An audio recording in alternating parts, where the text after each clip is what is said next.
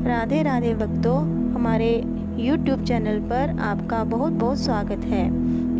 आज हम आपके लिए लेकर आए हैं कृष्ण जन्माष्टमी की कथा। अगर आपने मेरे चैनल को सब्सक्राइब ना किया हो तो आप मेरे चैनल को सब्सक्राइब करें। वीडियो अच्छी लगे तो लाइक और शेयर भी करें और कमेंट बॉक्स में राधे राधे लिखना ना भूलें। जन्माष्टमी का पर्व हिंदू धर्म के लोगों द्वारा बड़े ही हर्षोल्लास के साथ मनाया जाता है। पौराणिक कथाओं के अनुसार इस दिन जगत के पावनहार श्री हरि ने कृष्ण रूप में अपना 8वां अवतार लिया था। भाद्रपद माह के कृष्ण पक्ष की अष्टमी तिथि को इनका जन्म हुआ था, जिस कारण इस तिथि को जन्माष्टमी के रूप में आज भी लोग मनाते हैं। जन्माष्टमी के दिन लोग व्रत रखते हैं और कन्हैया के जन्म की खुशियाँ मनाई जाती हैं। भक्त मध्य रात्रि में कृष्ण कन्हैया का श्रृंगार करते हैं, उन्हें भोग लगाते हैं, पूजा अर्चना करते हैं। इसके बाद श्री कृष्ण के जन्म की कथा सुनी जाती है। जन्माष्टमी पूजा विधि। जन्माष्टमी का व्रत रखने वाले जातकों को इस दिन प्रातः स्नान करके सूर्य, सोम, यम, काल, संधि, भूत, पवन, दिक्पति, भूमि, आकाश, खेचर, अमर और ब्रह्मा आदि को नमस्कार करना चाहिए और फिर पूर्व या उत्तर दिशा की ओर मुख करके बैठें। इसके बाद व्रत करने का संकल्प लें। इस व्रत को आप चाहे तो फलाहारी यानी फल इत्यादि ग्रहण करते हुए चाहे तो निर्जला भी रखा जा सकता है। जन्माष्टमी के दिन पूजा रात 12 बजे की जाती है। मान्यता है कि इस व्रत को करने से संतान की प्राप्ति की मनोकामना पूर्ण होती है और संतान को दीर्घायु की भी प्राप्ति होती है। जन्माष्टमी व्रत कथा। स्कंद पुराण के मुताबिक द्वापर युग की बात है। तब मथुरा में उग्रसेन नाम के एक प्रतापी राजा हुए, लेकिन स्वभाव से सीधे साधे होने के कारण उनके पुत्र कंस ने उनका राज्य हड़प लिया और स्वयं मथुरा का राजा बन बैठा। कंस की एक बहन थी जिसका नाम था देवकी। कंस उससे बहुत प्यार करता था।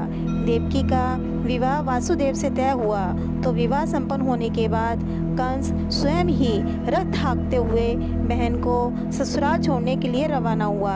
जब वह बहन को छोड़ने के लिए जा रहा था तभी आकाशवाणी हुई कि देवकी और वासुदेव की 8वीं संतान कंस की मृत्यु का कारण बनेगी। यह सुनते ही कंस क्रोधित हो गया और देवकी और वासुदेव को मारने के लिए जैसे ही आगे बढ़ा तभी वासुदेव ने कहा कि वह देवकी को कोई नुकसान ना पहुंचाए। वह स्वयं ही देवकी की 8वीं संतान कंस को सौंप देगा।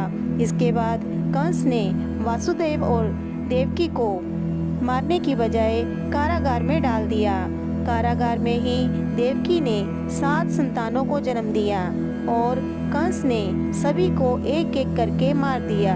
इसके बाद जैसे ही देवकी फिर से गर्भवती हुई तभी कंस ने कारागार का पहरा और भी कड़ा कर दिया। तब भाद्रपद माह के कृष्ण पक्ष की अष्टमी को रोहिणी नक्षत्र में कन्हैया का जन्म हुआ। तभी श्री विष्णु ने वासुदेव को दर्शन देकर कहा कि वह स्वयं ही उनके पुत्र के रूप में जन्मे हैं। उन्होंने यह भी कहा कि वासुदेव जी उन्हें वृंदावन में अपने मित्र नंद बाबा के घर छोड़ आए और यशोदा जी के गर्भ से जिस कन्या का जन्म हुआ है उसे कारागार में ले आए। यशोदा जी के गर्भ से जन्मी कन्या और कोई नहीं बल्कि स्वयं माया थी। यह सब कुछ सुनने के बाद वासुदेव जी ने वैसा ही किया।